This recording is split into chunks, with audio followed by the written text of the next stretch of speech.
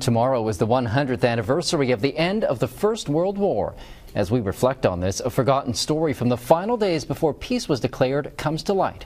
Veronica Cooper has more on the false armistice. These First World War pictures were taken by professional Victoria photographer Ernest Crocker.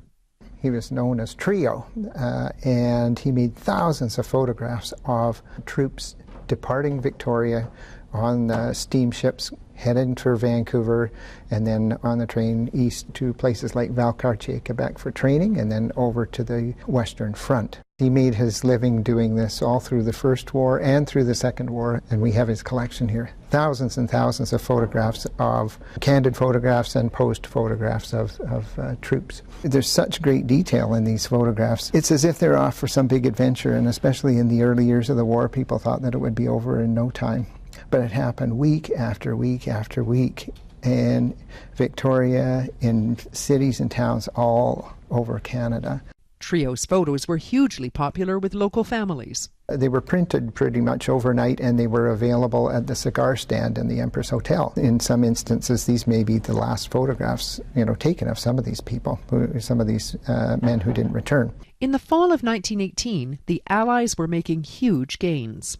All the photographers were poised in the fall of 1918 to try and capture public reaction when an armistice was signed, because it was inevitable that this was going to happen.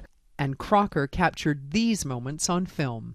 I wouldn't call it fake news, but a bit of false news or premature news. Because these photos were taken in Victoria November 7th, as news that the war was over spread across the country.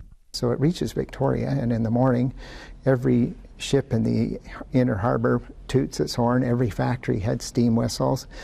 People pour out of their offices, and all of a sudden there is this huge gathering of people, primarily in the vicinity of Fort Street and Government Street.